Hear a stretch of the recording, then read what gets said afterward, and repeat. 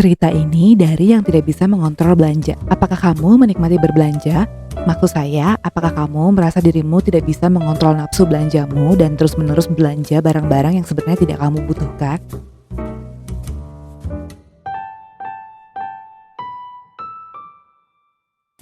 Tas, sepatu, baju, jam tangan, action figure, barang antik, miniatur mobil, buku, semuanya rasanya tidak cukup. Kamu sampai kehabisan tempat bahkan uangmu untuk mendapatkannya. Apakah kamu merasa puas, atau lemas, atau menyesal, atau tidak sama sekali? Penyesalan telah menghabiskan banyak uang untuk sesuatu yang tidak kamu butuhkan. Disclaimer ya, saya bukan psikolog atau ahli di bidang psikologi. Saya di sini hanya merangkum berbagai pendapat dan teori, juga menyisipkan opini pribadi. Saya menyebutnya Shopee Haul Phenomenon. Jadi awalnya selama pandemi ini beberapa aktivitas tersubstitusi dengan aktivitas lainnya. Salah satu yang paling tersubstitusi adalah aktivitas saya berangkat ke kantor. Yang biasanya menempuh waktu 3-4 jam round trip kantor rumah, saya habiskan dengan hal yang ajaib buat saya, yaitu menonton YouTube dan Shopee Haul.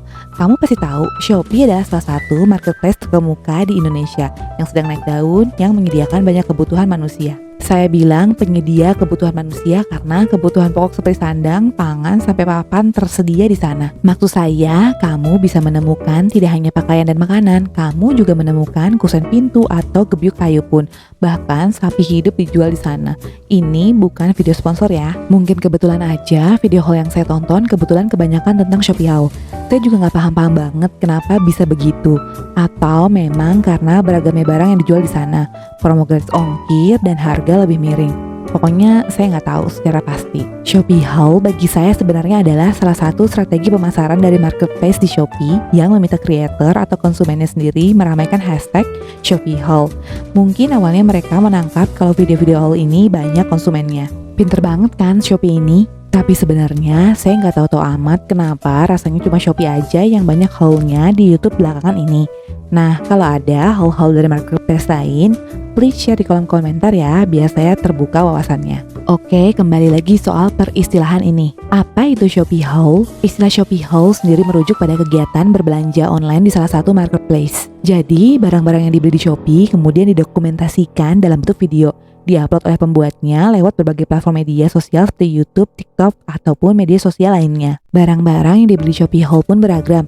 Yang penting dianggap cukup menarik, unik, dan terkadang sangat murah. Para haulers atau YouTuber atau TikToker juga sering mencantumkan nama online shop tempat mereka membeli barang-barang itu agar viewers bisa membeli barang sesuai yang direkomendasikan pembuat konten. Intinya adalah Shopee Haul itu berisi video unboxing produk-produk di Shopee yang baru saja seseorang beli, lalu direview berdasarkan misalnya kualitas barang, kemasan, hingga lama pengiriman. Yes, Shopee Haul sendiri adalah marketplace, sedangkan haul bukan berarti haul dalam bahasa Arab yang biasa diidentikan dengan zakat setahun ya. Sepertinya haul ini berasal dari istilah shopping haul yang populer di kalangan influencer atau YouTuber luar negeri. Shopping haul sendiri merujuk kepada aktivitas seseorang yang membeli banyak sekali barang dalam satu waktu. Saya menemukan definisi haul sebagai berikut, yaitu all the things someone buys on an occasion when they go shopping. Jadi semua barang yang dibeli oleh seseorang saat mereka pergi berbelanja. Contohnya dalam kata-kata I saw those gloves in a haul video. Aku melihat sarung tangan itu di video haul. Saking fenomena ini luar biasa berkembang, bahkan istilah haul video pun sudah umum di dunia maya, hingga seseorang menuliskannya dalam Wikipedia. Haul video adalah video recording yang diposting di internet, berisi seseorang atau lebih berdiskusi tentang beberapa barang-barang yang mereka beli, bercerita tentang pengalaman mereka selama berbelanja atau produk yang mereka beli. Tren video haul sendiri terus berkembang mulai dari 2007 sampai 2016, tapi akhir 2010 hampir 1/4 juta video haul disebarkan di YouTube. Menariknya, video haul ini ditonton oleh puluhan juta orang. Kata Mitch Joel dalam sebuah artikel dari MontrealGazette.com, video haul itu biasanya jarang berisi opini negatif suatu barang.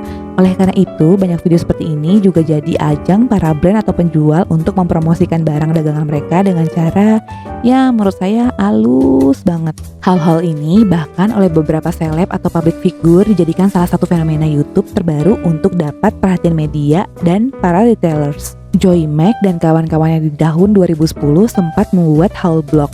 Sebuah blog berisi berbagai fake haul videos untuk bercanda soal fenomena haul di Amerika saat itu. Dari hasil observasinya, Joy bercerita tentang segala detail pelaksanaan haul video. Yang paling menarik salah satunya bust out the bag, alias unboxing, alias membuka kantong atau kemasan yang bagi Joy ini adalah salah satu langkah paling krusial dari setiap haul. Yes, emang betul sih, dari setiap video haul yang saya tonton, semuanya pasti ada adegan membuka barang belanjaan dari kantongnya atau kemasannya. Lucunya, saya bisa menghabiskan beberapa menit dan detik yang berharga itu untuk melihat sang influencer membuka kemasan dari suatu produk.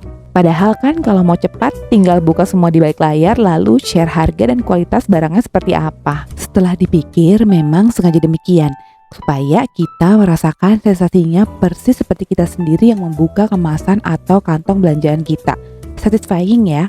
Atau kegiatan unboxing sendiri bagi beberapa orang dianggap sebagai kegiatan yang cukup oke karena kita seolah-olah bisa langsung dapat review produk dengan lebih jujur tanpa polesan lebih dahulu. Karena begitu langsung dibuka kemasannya, si kreator langsung kasih komentar dan kesannya lebih genuine komentarnya itu. Dari kesan pertama melihat produknya secara langsung setelah ia membelinya secara online. Bagi Joy, formula membuka barang belanjaan di depan kamera ini jadi hal yang biasa dilakukan para influencer atau kalau lebih spesifik kita akan bilang haulers untuk mendapatkan view, fame, produk gratis atau uang dari sponsor barang haul itu. Saya pun juga menikmatinya, menonton berbagai video haul hasil belanja banyak barang dalam satu waktu itu. Yang paling sering saya tonton karena kebetulan saya wanita adalah belanja pakaian, tas atau perlengkapan rumah dan interior. Dan memang katanya para haulers ini awalnya adalah para wanita muda yang suka jajan, beli kosmetik dan pakaian. Tapi sebenarnya apa sih yang bikin video haul itu laris manis Tanjung Kimpul alias banyak viewersnya? Pada 2014, Sarah Skycase dan John Zimmerman dari Carnegie Mellon University membuat riset kecil dan menulis tentang haul videos yang dilakukan para celebrity fashion dan mengapa itu bisa jadi sangat populer. Dalam artikelnya berjudul Making Sense of Haul Videos, Self-Created Celebrities Fill a Fashion Media Gap. Mereka menulis kalau beberapa alasan dari kenapa haul video itu banyak yang nonton adalah: yang pertama, viewers melihat para creators haul video sebagai teman yang bercerita tentang pengalaman berbelanja mereka. Jadi, mungkin rasanya lebih dekat dan relate dengan mereka. Yang kedua, haul videos bisa menciptakan dialog interaktif antara konsumen dengan retailers atau penjualnya. Creators bercerita tentang suatu produk secara interaktif dan para viewersnya adalah penonton yang sudah setia. Kamu juga bisa berkomentar dan bertanya pada si haulers di kolom komentar atau chat pada platform media sosialnya. Yang ketiga, haul video adalah kesempatan bagi calon pembeli untuk dapat insight melakukan riset kecil terhadap produk yang akan mereka beli. Selain buat review produk, menurut saya ketika kita melihat orang berbelanja banyak, ada kepuasan sendiri dalam diri kita. Rasanya seperti kita lah yang berbelanja dan unboxing produk-produknya. Makanya mungkin itu yang bikin video-video Shopee haul viewersnya jadi banyak. Tapi ada dua efek dari Shopee haul yang salah satunya bisa juga berdampak negatif. Sebenarnya gini, kalau ngomong positifnya, pertama kamu bisa jadi selektif memberi barang karena dapat review dari si influencer atau YouTuber itu.